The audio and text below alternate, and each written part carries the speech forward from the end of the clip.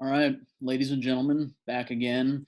Doing this new series for the YouTube. Eddie Rants is what I'm going to call it. So this will be number one of the series.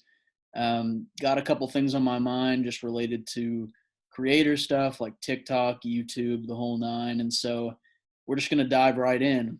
The first thing I wanted to discuss was I uploaded a talk video today. You guys have seen all the skits that I do that I post on the YouTube, and video got taken down by TikTok because I broke some of the community guidelines. And it's just tough stuff. You make a joke that is a little bit sexual and they pull the plug. So the joke that I made today was about how when COVID's over, I'm gonna want to kiss and hug everyone.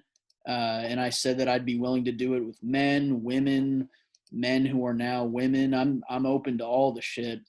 And I made the joke about how I'd let them all touch my nuts. It was a little sexual, and TikTok didn't like that, so they pulled the vid. And I've had a couple of these videos where I'll make like a sexual joke or an inference or something, and it gets pulled. And it's so weird, the hypocrisy of TikTok and the platform that they have, where I just told a joke. I just said one small little thing, and they deem that as inappropriate and we can't have it. Whereas you have some of these models, you have some of these underage girls who are just shaking their ass. Like they'll show their bare ass, maybe with a small thong or something, and they don't get taken down. There's no penalty there. And so it's weird. I've submitted appeals for some of my videos that get deleted, but it it just, I wish it would be more consistent, right? Like if I'm just saying words and I might be saying something inappropriate.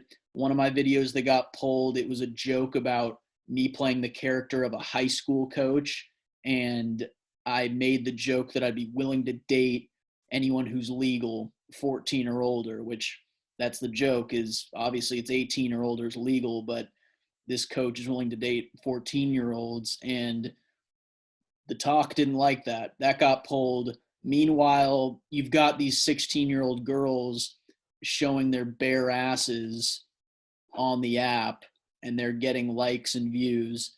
And the platform has no problem showing that to old creepy men. So once again, I'm just saying words here. I'm just making a joke, and yet the platform wants to destroy that, take that down, and the actual actions of showing your skin, doing inappropriate shit, that doesn't seem to get penalized. So that's what's been on my mind there. Pretty frustrating. And so that's my rant for this week. There's a couple other things that I'll touch on too. Something else that was in the news was the David Dobrik drama, which if you don't know who that is, then good for you. That means you have a life.